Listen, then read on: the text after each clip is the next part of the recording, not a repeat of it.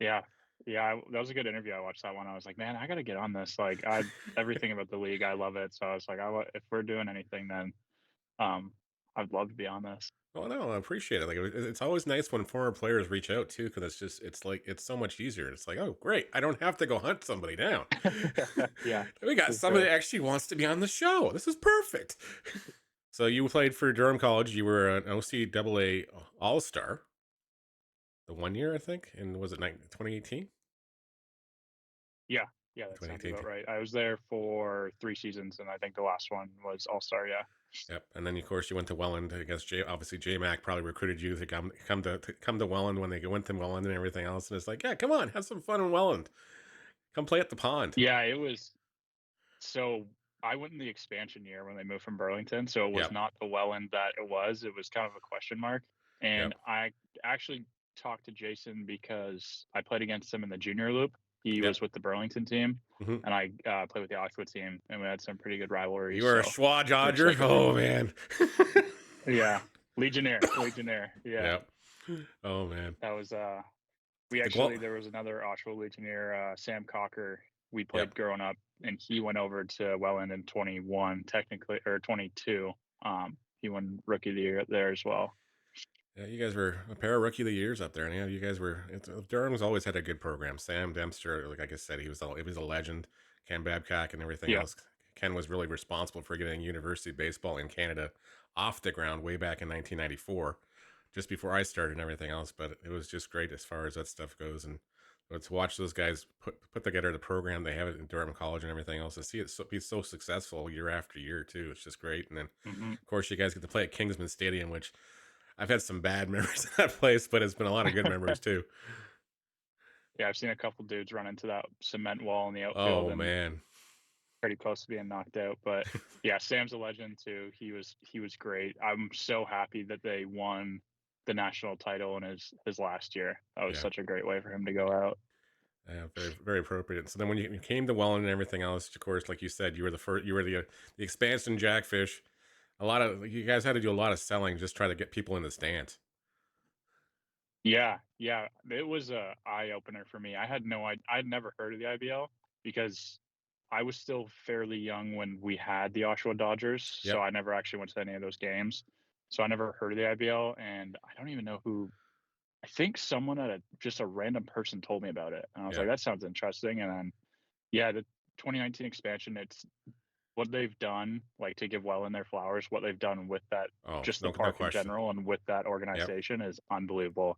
Not that they took great care of me my first year, and everything was great, but new team, don't know how the fans are gonna turn out. Like, I think they told me they were right around that like 400. They were like average fans were like 400, and they've Yep. blown by that. Well, Like, I wouldn't be surprised if they're like it's like 16, 17. 16, 17 all the Yeah. time, and most I think I saw this the stat the other day. It's like most I think it's like 50% of the seats in every home game this year are already all sold out. So it's just growing like Wow. crazy. Yeah, it's growing like Yeah, crazy, and Jackfish Mania has taken over. I'm not they've don't want set the tone, I think. Like, I think London had the blueprint, but yeah, Welland set the tone, and everyone since Welland's shown how well this league can be, they like a lot of teams have stepped up to try and make the league even better. no question they have definitely, that's for sure. And then of course then you played your 2 years in the intercounty. You were an all star. You were the rookie of the year, and then you moved on into I think you went to Australia first, right? If I'm not mistaken. After that, Yeah, so you yeah. I went to used the IBL as my stepping stone, just in their men's league down there. yep, But used the IBL stats, which was nice because I finally had something that wasn't collegiate to help me yep. get down there.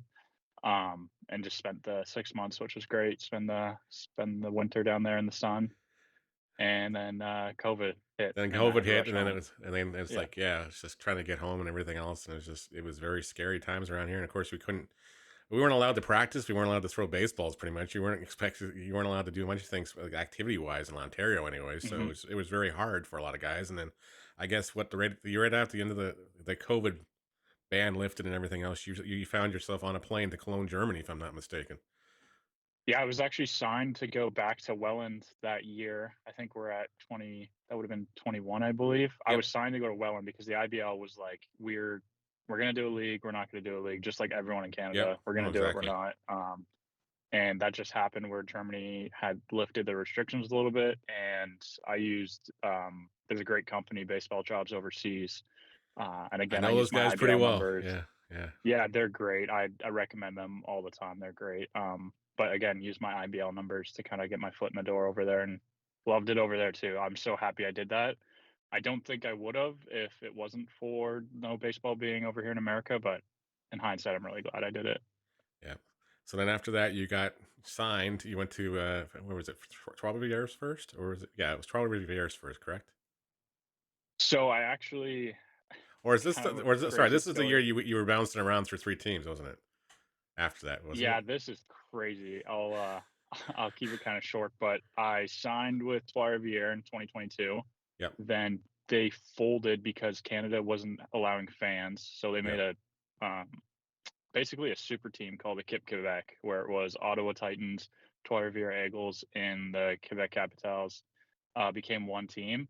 Yep. So my, my the guys that I was fighting against roster spots changed from guys that maybe had college time, like a bit more my professional level, to like big leaguers, AAA guys, and AA guys Yeah, when I because went to that roster. So yeah, well, exactly, because that's what was when it was right after everything in the minor leagues and systems and everything else had just been gutted actually by Major League Baseball because they was like, okay, we mhm. don't need all these other teams, so they went, and all of a sudden the independent leagues and everything else got the influx of all these former pros suddenly looking for jobs. Yeah, it was that competition camp was crazy. I went to their camp, um, did my thing, didn't like they went a different direction. So then I actually went to the Frontier League draft, which is another crazy opportunity, especially for Canadians to Yep. go. The only thing is you're only really trying out for about 3 teams with because of visa issues. Yep. Again, I didn't know any of this. I was just in it, and I actually got picked, which was amazing. There was like 300 plus players, and I was one of like 25. But it was from an American team called Tri City, and I got over there. They gave me my vaccine, and day two, they're like, you have your visa, right?" And I was like, "No, I don't have a visa." Oh And they're like, "Well, man. you have your green card." And I was like, "No, I don't have a green card." They're like, "Well, we can't do anything for you, so we're just gonna have to release you." And then Oh got man. went to something called the Black Sox Pro Baseball, which is basically like a feeder league for all the independent leagues in America.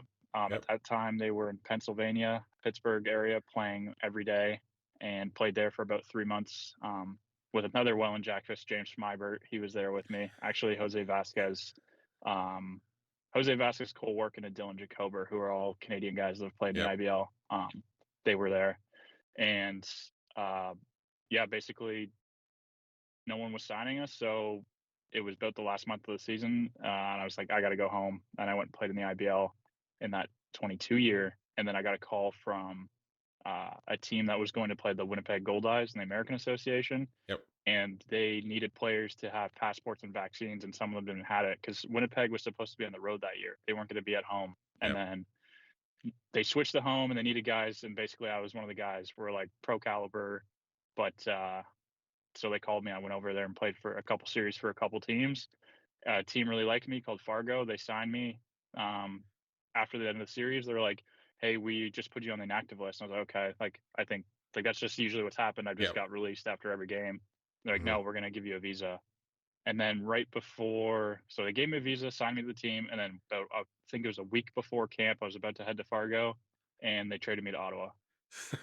So that was a pretty good introduction. Those first 2, 3 years are a pretty good introduction to what independent baseball is like. They Oh call it man. a revolving door. So you Revolving door. never And know don't what's don't, gonna don't happen. unpack your bag because you might not be here tomorrow.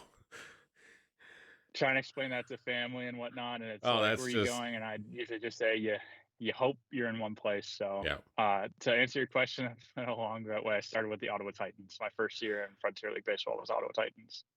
Wow.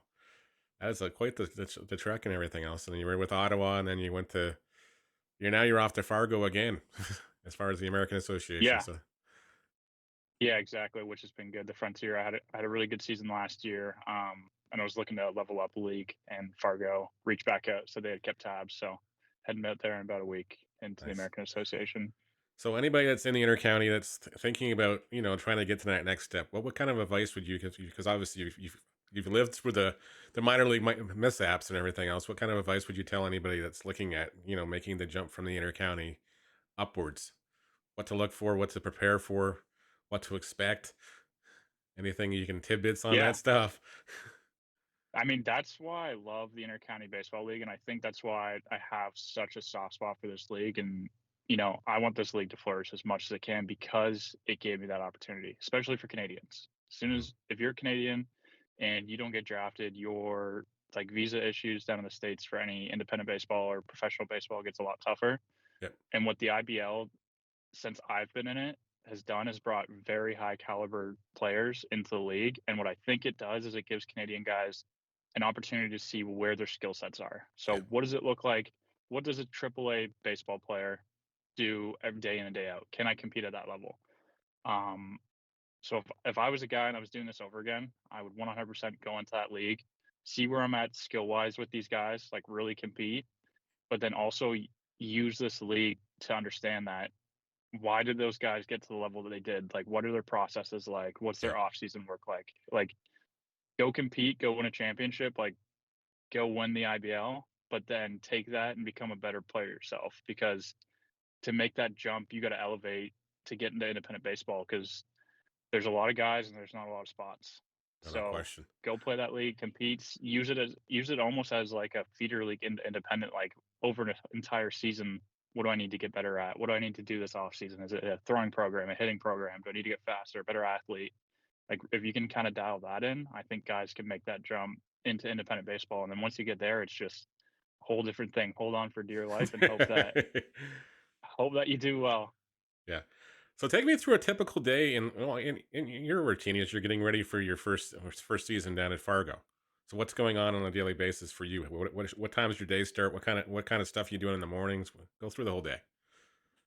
Yeah, for sure. So being a guy that, I mean, if you're an independent baseball to make money, you're probably in the wrong business. Oh yeah. So I've done it two ways where working in a facility and then training. So the last couple years was getting training in before and then working after.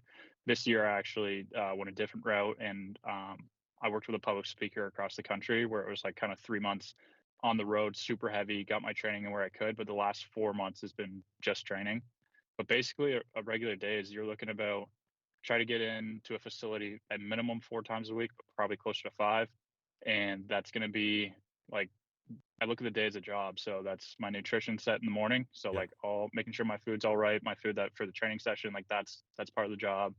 Then it's the perfect like my warm ups dialed. I know what I need to do to get my body ready, and then I'll go into my skill work, which is throwing program and infield program for myself, my hitting work, and then after that, about 4 days a week I lift. So then if it's a lifting day, lift after that, and then head home, work on the nutrition again, make sure I'm getting food that's going to help my body and get ready for the next day. So sleep, just try and look at guys that are doing it better than me. Yep. I think there's a lot of things coming out, like even that Boston Red Sox show, like seeing how Yep. dialed guys at the next level are, and like just trying to emulate them, like what makes these guys better, and just try and be like them every day. Well, that is awesome. So as far as let's go back to your county days. Who were I guess your toughest of bats? Who were the toughest pitchers when you were playing? As far as that stuff goes, I'll who had always had your number? I'll tell you one guy I'm glad I didn't have to face because he's on my team and he's coming back is Euclides Layer. Yeah. Watching that guy throw in 2019, he's about three-quarter slot. I think he runs it up to the mid nines, and I always watched him when I was there, and I was like, God, I hope I don't have to ever take an at bat off this guy. Like, so for the guys going to hit in the league this year, get ready. Should Good be an luck. uncomfortable at bat. Yeah, good luck. He'll probably go 7 or 8, and then you'll run into Davey Mendez in the back end. Yeah, well, and So Davies is just like, yeah, okay. It's almost automatic every time he gets the ball. It's like, okay, yeah, just okay. We're gonna be done in like six batters here. Don't worry, Davies is gonna have some fun with one guy out here, and then that's we're done in four or five guys, and then we're home. legit closer, like runs that role very well. So I don't really remember any guys that I remember just completely having my number or just not being great with pitchers' names anymore. But Yeah, those two are two guys that I wouldn't want to have at bats off of. awesome. Who are you taking like when you were in our league and everything else? Who were you absorbing the most information from? As far as who were you talking to a lot? Who were you trying to emulate in our league? For sure. Again, from our team, I was with my roommates were actually two guys, DeAndre Asbury Heath and Vaughn Bryan. So they Yep. were two guys that had minor league time and just like really talented players. So they were two guys that I really absorbed a lot of information from and just kind of saw how they played the game. Like that was a really good learning moment for me being a 21-year-old or 22-year-old, not really knowing what it's like to have baseball as a job, basically. So watching those guys, that really helped a lot. That is awesome. Thank you so much for taking the time tonight. I appreciate it. All the best this season. I'll definitely keep tabs on Thanks. you and everything else. We'll probably throw you a couple of highlights up in here and everything else. 'Cause I know it's always nice to see the guys that played in this league do well as well.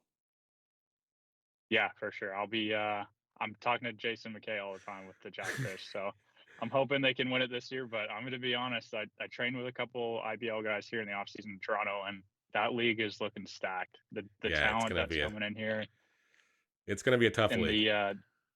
the Barry Guelph series, like I'm looking at that roster being like there's 6 dudes on each time with affiliate time, Yep. and that's not even counting the independent baseball time that's in that league too. Like Yep. that league is leveled up significantly. The floor of player caliber has come up quite a bit. So I'm excited to see this year and hoping Welland, the Jackfish take it this year. I'll keep my personal opinions out for now because I don't want to get nailed later. Well, maybe we'll get a bet going if the Royals and the Jackfish go to the finals this Sounds year. good. Sounds good. Thanks again, Brandon.